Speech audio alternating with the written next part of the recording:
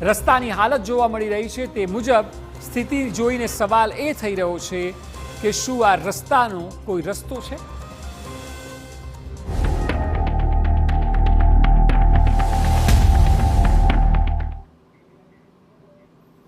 ચોમાસા પહેલા શહેર અને ગામડે રસ્તાઓ સુધરી જાય કે જેથી ચોમાસામાં વરસાદી પાણી રસ્તાઓ ખરાબ ન કરે અને લોકોને હાલાકી ન પડે। આ એક તદ્દન સામાન્ય સમજણ છે, પરંતુ કઈ નગરપાલિકા વાતનો અમલ કરે છે? મહાનગર હોય, ટાઉન હોય કે પછી ગામડા, ચોમાસામાં બિસ્માર રસ્તા ન હોય તેવું એક સ્થળ રાજ્યમાં છે ખરું? જવાબ તમે પણ જાણો છો ને અમે પણ જાણીએ છીએ। આવા જ કેટલાક રસ્તાઓની દયનીય સ્થિતિ બતાવીએ તમને આ રિપોર્ટમાં।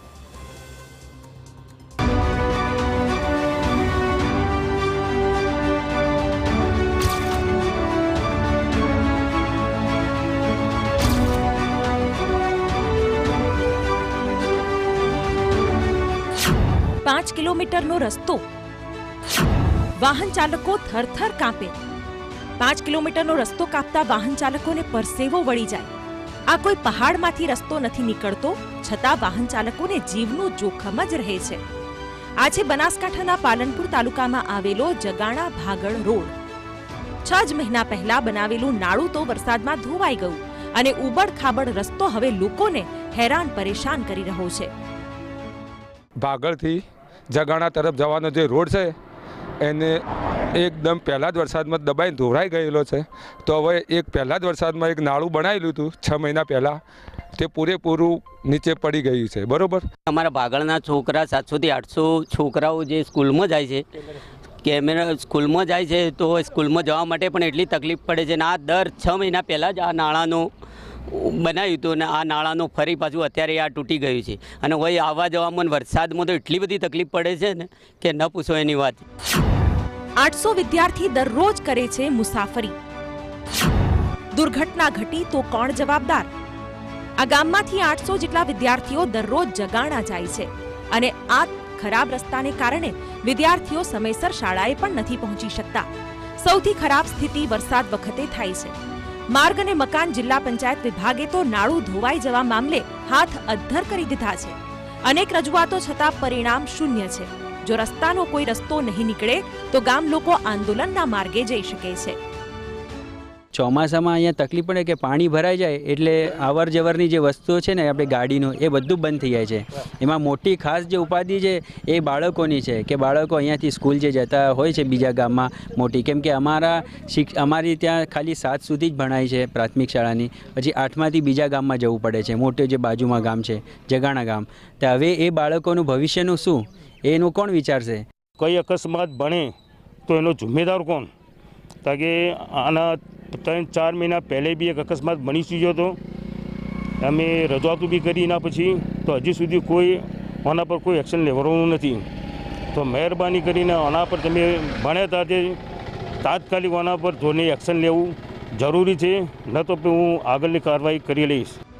હવે પાલનપુરથી 400 કિલોમીટર દૂર રાજકોટના ધોરાજી જઈએ।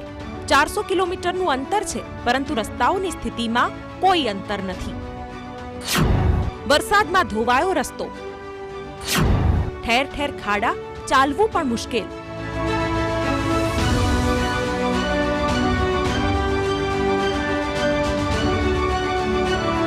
આ છે રાજકોટ જિલ્લાના ધોરાજીના રસ્તા। અહીં પણ વરસાદ બાદ રસ્તા ધોવાઈ ગયા છે। જ્યાં ત્યાં ખાડા છે, જેને કારણે વાહન ચાલકો પડી જવાના અનેક કિસ્સાઓ સતત બનતા રહે છે। રસ્તા પરથી ચાલવું પણ મુશ્કેલ છે। રસ્તો બનાવવા માટે મેટલ કાંકરીનો ઉપયોગ કરાયો છે અને તેના પર ડામર નંખાયો હતો, પરંતુ ડામર વરસાદના પાણી સાથે વહી ગયો। તેની ગુણવત્તા કેવી હશે તે તો સમજી જ શકાય છે। હવે સ્થાનિકોમાં આ રસ્તાને લઈને રોષ છે। ક્યાંય ઉખડ ખાબડ જેવા રસ્તા થઈ ગયા। વહીવટદાર શાસન છે નગરપાલિકામાં, ચીફ ઓફિસર કે ડેપ્યુટી કલેક્ટર કે કોઈ કાંઈ જવાબ દેતા નથી। બધા એરિયામાં જ રહે છે, છતાંય ખાડા ઠેકતા એ કાયમ માટે જાય છે। ભાજપના ધારાસભ્યો છે, ભાજપના સંસદ સભ્યો છે, છતાંય ધોરાજીમાં કોઈ ડોકું કાઢતું નથી। માણસો હાલતા ને ચાલતા મોટરસાઇકલ લઈને બહેનો ને ભાઈઓ પડે છે, નાના મોટરસાઇકલ બધા સ્લીપ ખાઈને પડી જાય એવા મોટા ખાડા થઈ ગયા છે। ધારો કે વોર્ડ નંબર 5માં લિબર્ટી વાળો રોડ છે, લિબર્ટી અવેડા ચોકથી 4 ધોકા માર્કેટ લગીના રોડમાં અતિશય ગંભીર ખાડા પડી ગયા, ત્યાં માણસો હાલતા ને ચાલતા પડે છે। નેતાઓ કરે રાજનીતિ, ભોગવે છે માત્ર જનતા. ખરાબ રસ્તા પર હવે રાજનીતિ પણ થઈ રહી છે. ધોરાજી નગરપાલિકામાં છેલ્લા 1.5 વર્ષથી વહીવટદારનું શાસન છે અને ભાજપ કોંગ્રેસ રસ્તા બાબતે જવાબદારી એકબીજા પર ઢોળી રહ્યા છે. કોંગ્રેસનો આરોપ છે કે નગરપાલિકાના વહીવટદારના શાસનમાં નબળી ગુણવત્તાનો સામાન વાપરીને રસ્તા બનાવાયા છે, એટલે આ સ્થિતિ છે. તો બીજી તરફ ભાજપનો આરોપ છે કે કોંગ્રેસના શાસનમાં બનેલા રસ્તા છે જે ભ્રષ્ટાચારની પોલ ખોલે છે. બીજેપીની સરકાર રહે અત્યારે એના વહીવટદારમાં બીજેપીના અધિકારીઓ હોય અને જે કોન્ટ્રાક્ટરો છે એ પણ બીજેપીના મળતિયા માણસો હોય, એટલે જેથી કરીને ખાલી નોટિસ આપે, ખાલી આપવા ખાતર પગલાં કોઈ પણ જાતના લેતા નથી.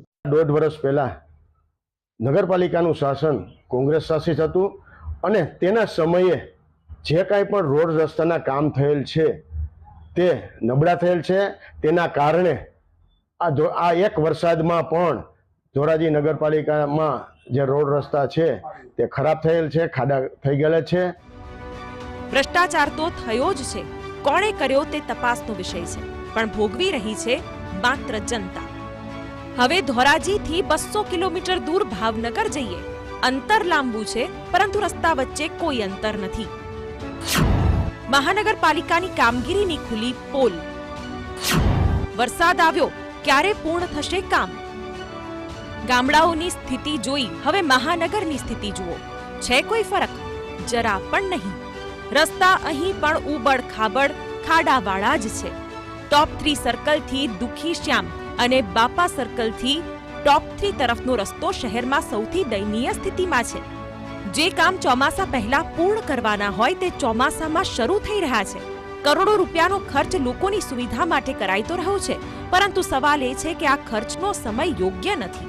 તે વાત ભાવનગર મહાનગરપાલિકાના અધિકારીઓ જાણતા નથી કે પછી આ દેખાડાનું તૂત છે. વરસાદ વચ્ચે કામગીરીમાં લાલિયાવાડી અને ફરી આવતા ચોમાસે આની આ જ સ્થિતિ. શું આ કોઈના ખિસ્સા ભરવાનું કારસ્તાન છે? 3.12 કરોડના ખર્ચે આ રોડનું કામ ખાતમુહૂર્ત પણ કરી દેવામાં આવ્યું છે અને હાલ 2 દિવસ પહેલાં એ કામ પણ શરૂ કરવામાં આવ્યું છે. એટલે જે મુશ્કેલીઓ લોકોને પડી રહી છે એ મુશ્કેલીઓમાંથી ઝડપથી એમનું નિવારણ આવશે.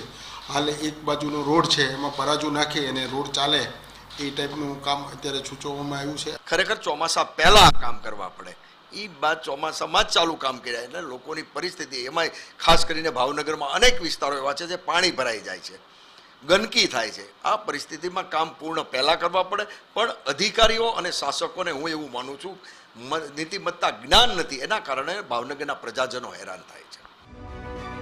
અહીં પણ રાજનીતિ જ થઈ રહી છે, પરંતુ સાચા અર્થમાં લોકોની પ્રાથમિક સુવિધા મળતી નથી તે નરી વાસ્તવિકતા છે. બનાસકાંઠા હોય, ધોરાજી હોય કે ભાવનગર, સ્થળ બદલાય છે પરંતુ લોકોની હાલાકી, લોકોની પરેશાની, લોકોની હેરાનગતિ બધે એક સમાન છે. Bureau report, TV9.